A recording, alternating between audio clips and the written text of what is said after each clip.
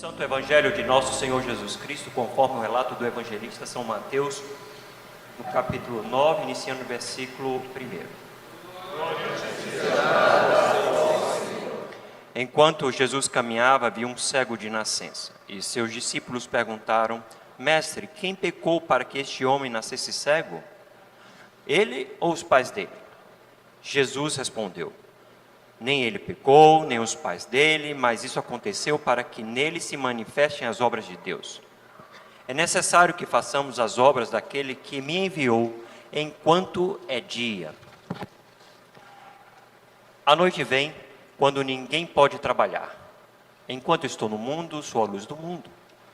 Depois de dizer isso, Jesus cuspiu na terra, fez lama com a saliva e com a lama untou os olhos do cego. E então disse ao cego: vá lavar-se no tanque de Siloé. Siloé quer dizer enviado. O cego foi, lavou-se e voltou vendo. Então os vizinhos e o que antes o conheciam de vista, como mendigo, perguntavam: não é este o que ficava sentado pedindo esmolas? Uns diziam: é ele. Outros: não, mas se parece com ele. O homem dizia: sou eu. Então lhe perguntaram: como foram abertos os seus olhos? Ele respondeu: um homem chamado Jesus fez lama, passou nos meus olhos e disse: vá ao tanque de Siloé e lava-se. Então fui, lavei-me e estou vendo. Eles perguntaram: onde ele está? Respondeu: não sei. Levaram aos fariseus aquele que antes era cego, e era sábado dia, em que Jesus fez a lama e lhe abriu os olhos. Então os fariseus lhe perguntaram outra vez como podia ver. Ele respondeu: ele pôs lama sobre os meus olhos, lavei-me e estou vendo. Por isso alguns fariseus diziam: esse homem não é de Deus, porque não guarda o sábado. Mas outros diziam: como pode um homem pecador fazer sinais como esses? E houve divisão entre eles. De novo perguntaram ao cego: o que você diz a respeito dele, uma vez que ele lhe abriu os olhos? Ele respondeu: é um profeta. Os judeus não acreditavam que ele tinha sido cego e que agora podia ver, enquanto não chamaram os pais dele. Eles perguntaram: esse é o filho de vocês, que vocês diziam que nasceu cego? Como é que agora ele está vendo? Então os pais responderam: sabemos que este é o nosso filho, que nasceu cego, mas não sabemos como agora ele está vendo. E também não sabemos quem lhe abriu os olhos. Perguntem a ele, pois já tem idade e pode falar por si mesmo. Os pais dele disseram isso porque não estavam com medo dos judeus, pois estes já tinham combinado que se alguém confessasse que Jesus era o Cristo, seria expulso da sinagoga. Foi por isso que os pais dele disseram: ele já tem idade e pode falar por si mesmo. Então chamaram pela segunda vez o homem que tinha sido cego e lhe disseram: diga a verdade diante de Deus. Nós sabemos que este homem é pecador. Ele respondeu: se é pecador, não sei. Uma coisa sei: eu era cego, agora vejo. Perguntaram-lhe outra vez: o que ele fez a você? Como lhe abriu os olhos? Ele respondeu: já lhes disse, mas vocês não ouviram. Porque querem ouvir outra vez? Por acaso vocês também querem tornar-se discípulo dele? Então o insultaram e lhe disseram: discípulo dele é você. Nós somos discípulos de Moisés. Sabemos que Deus falou a Moisés, mas este nem sabemos de onde é. O homem respondeu: é estranho que vocês não saibam de onde ele é, mas ele me abriu os olhos. Sabemos que Deus não atende aos pecadores. Pelo contrário, se alguém teme a Deus e pratica a sua vontade, a esse atende. Desde que o mundo existe, jamais se ouviu que alguém tenha aberto os olhos a um cego de nascença. Se este homem não fosse de Deus, não poderia ter feito nada. Mas eles disseram: você nasceu cheio de pecado e quer nos ensinar? e o expulsaram. Jesus ouviu que eles tinham expulsado o homem. Ao encontrá-lo, perguntou: você crê no Filho de Deus? E ele respondeu: quem é, Senhor, para que eu creia nele?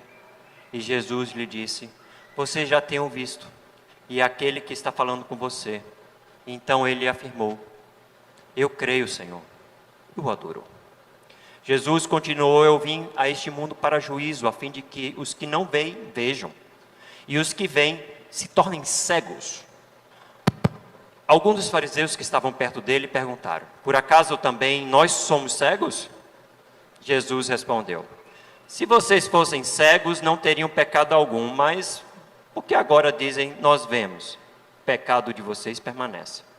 O Evangelho do Senhor. Na verdade, esse foi o Evangelho de João. Saiu um erro aqui, foi o próprio reverendo que cometeu, mas é o texto de João. E é um texto longo, que me fez cansar os braços nessa manhã. Hoje é o domingo da alegria, o domingo que em latim se chama Letare. O tempo da quaresma, irmãos e irmãs, é o único que dedicamos para refletir que tipo de espiritualidade e prática queremos para as nossas vidas pessoais e da nossa comunidade. Quaresma é uma oportunidade única para a gente rever a nossa vida, a nossa caminhada, as nossas escolhas e redirecioná-las para algo que nos dê sentido de vida. O texto de hoje: Jesus é o bom pastor, conforme o Salmo 23, aquele que irá conduzir todas as pessoas que precisam do amor de Deus em suas vidas. Para as pessoas cansadas, Jesus, o bom pastor, é o repouso. Para as pessoas que têm sede, ele dará água para saciar. Para as pessoas injustiçadas, segundo o Salmo 23, ele fará justiça. Gente que enfrenta o abismo da morte, ele estará ao lado. Gente que sofre com o mal, ele mesmo o consolará. A fé em Deus, antes de tudo, irmãos e irmãs, precisa tocar dentro de nós, sensibilizando aquilo que chamo de eixo místico, que nos faz transcender como pessoas de fé. Albert Nolan, ele é acho que é um dominicano, eu acho que é dominicano ou agostiniano, enfim.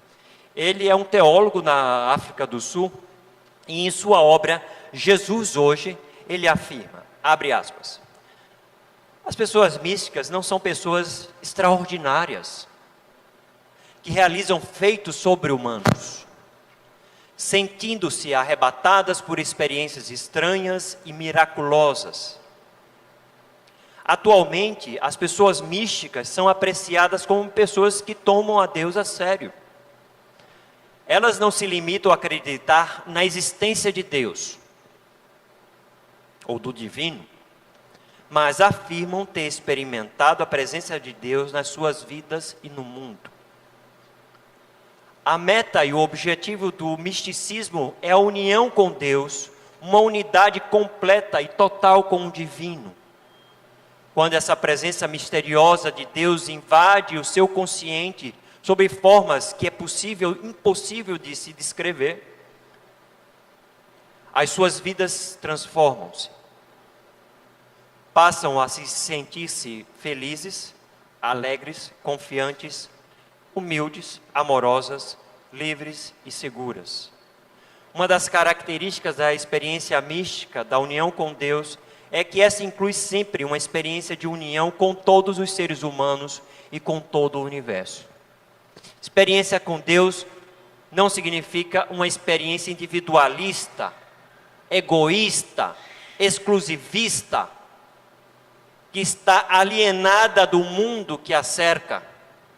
Essa é a experiência que é oferecida em muitos espaços religiosos, que desconecta essas pessoas de suas comunidades de fé, se desconecta da vida do país, do mundo.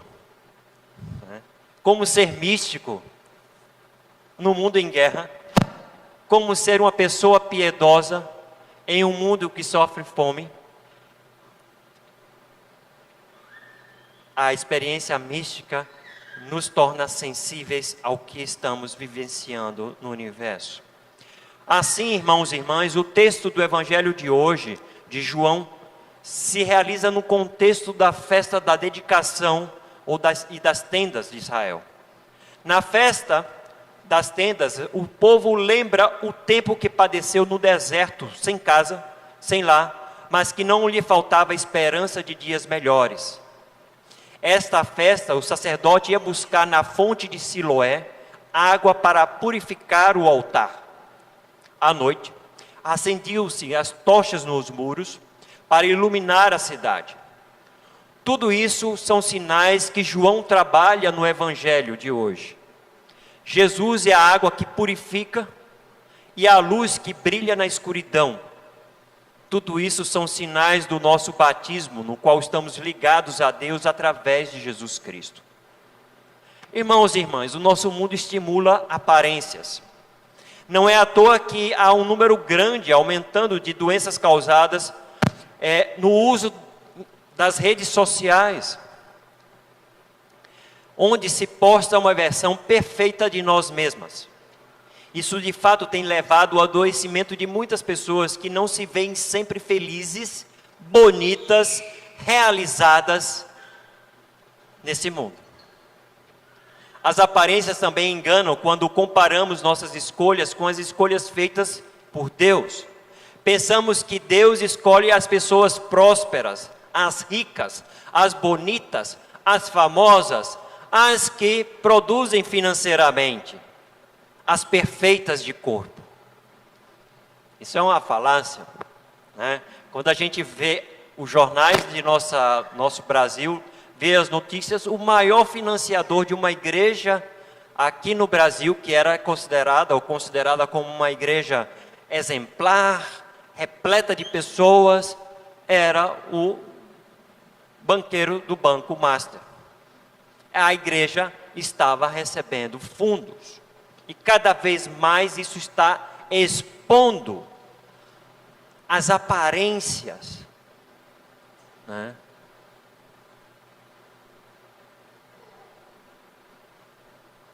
O cego, irmãos e irmãs, é aquela pessoa que estava fora dos padrões da sociedade do tempo de Jesus.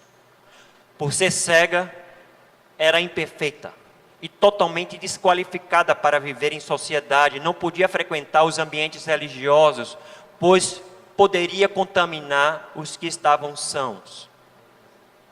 Certamente pensava-se naqueles tempos que a sua cegueira era resultado de algum pecado que ele ou seus pais cometeu.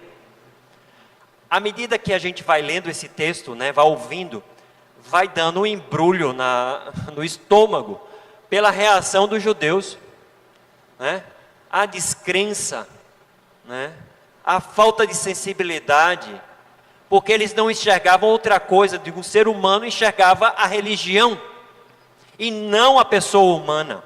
As regras que foram burladas, né? Alguma coisa que aconteceu. Eu me senti com o estômago embrulhado quando eu começava a ler ou interpretar as falas dessas pessoas tão religiosas, tão santinhas, né? Que não viam nada, não viam a cura, o bem-estar da pessoa humana, mas via, aí sim, uma pessoa que era pecadora. Essa é a falha do sistema religioso do tempo de Jesus e ainda é uma falha do sistema religioso de nossos tempos. Certamente, irmãos e irmãs, Jesus fez a acolhida perfeita àquela pessoa. Aquela pessoa que era cega de nascença, que foi restaurada a sua visão. Há um debate entre os religiosos fariseus, pois não se sabia na história de Israel algo sobre uma cura de uma pessoa cega de nascença. Os fariseus achavam que tudo fosse uma fraude, sem contar que a tal cura foi realizada no dia sagrado do descanso, que era o sábado. Apesar do testemunho dos pais, que seu filho era cego de nascença, os fariseus resistiram em enxergar Jesus, o Messias tão esperado. O ex-cego não se importava com as elucubrações dos fariseus sobre a vida de Jesus. Eu sei lá da vida desse homem. Na verdade, era isso que Jesus estava falando, né? E eu sei lá, o que vocês estão me perguntando? E é esse tipo de linguagem religiosa que é uma linguagem chata, aborrecida, ignorante, né? Enfadonha, que não comunica Deus a ninguém. Aquele homem, ao testemunhar sobre a cura perante Jesus, intitulou Jesus Cristo de profeta. Diferentemente de autoridades como os reis e sacerdotes, os profetas não são ordenados, sagrados ou nomeados. Eles se sentem chamados por Deus e assim acreditam terem sido escolhidos por Ele, e a partir da experiência viva com o divino, aquela experiência mística, fala e age em nome de Deus. Por isso vemos os constantes conflitos das autoridades com as figuras proféticas diante das estruturas opressoras. Era problema. Profeta, ele era a pedra que entra no sapato das autoridades religiosas, sejam sacerdotes, sejam líderes políticos. Ele incomodava.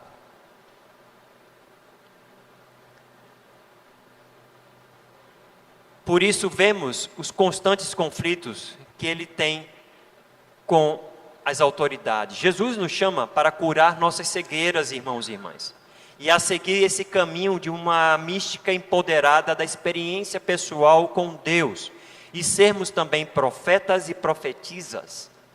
A autoridade das pessoas profetas não vem das credenciais das instituições, mas da autoridade, da verdade que acreditam seguir. A espiritualidade que Jesus nos convida a seguir é de uma tradição mística profética. Uma psicanalista chamada Françoise Dolto, na sua obra intitulada A Fé à Luz da Psicanálise, descreve como é o presente o olhar daqueles que convivem conosco, quer familiar ou da sociedade no geral. Ela diz: muitas pessoas são vítimas das projeções daqueles que as cercam. Os que lhes são próximos as veem doentes, as querem inconscientemente sofredoras. Veja, essas pessoas, portanto, terão a impressão que só ser reconhecidas se estiverem doentes. Somente a chamarão atenção, é o que creem, se a sua saúde estiver alterada. Ou seja, para muitas comunidades é importante ver o outro como uma pessoa sempre doente, sempre necessitada. E é uma forma também de controlar aquela pessoa. Assim, irmãos e irmãs, aquele homem teve a atitude correta. Ele se reconhece cego, mas não a cegueira o definia. Ele pode se reconhecer cego, mas a cegueira não o define como pessoa. Ele precisou ser passivo para chegar a ser ativo através de Jesus. Ser pecador, Jesus. Se é pecador, entre aspas, Jesus, não sei. Foi a palavra dele. Uma coisa sei, eu era cego, agora vejo.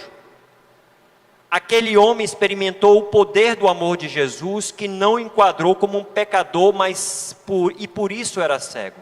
Ele quebrou a lógica de opressão, pecado, doença, castigo.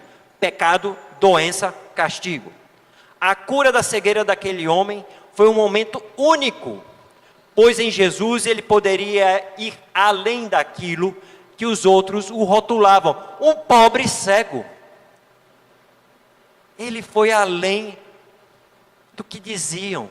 E muitas vezes precisamos ir além daquilo que define a gente.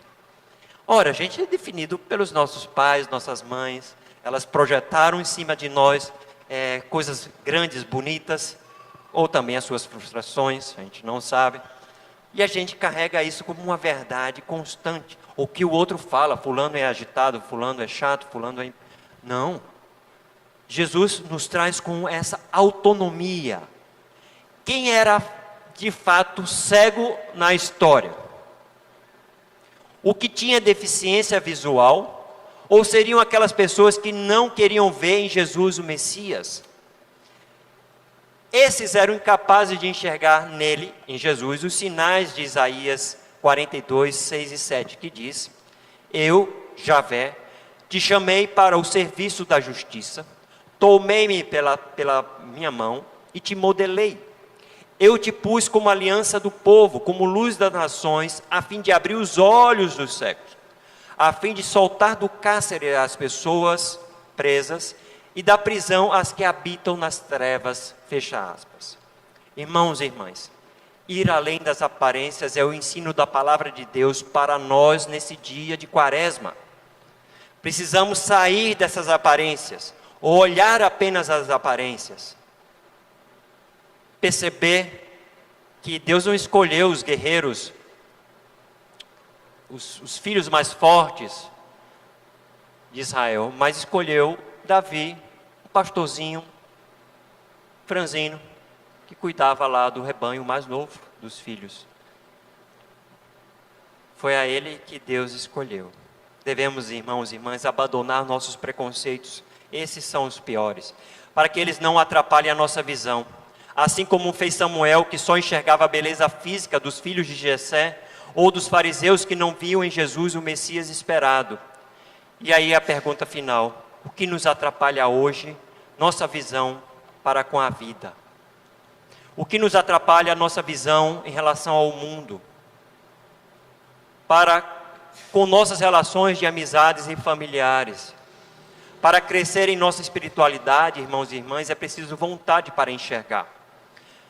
Quando estamos mergulhados na escuridão de nossos preconceitos, de nossos valores transitórios, não devemos temer em querer enxergar. Tenhamos coragem em enxergar, em ver o mundo, em ver as pessoas. Que Deus nos abençoe. Amém.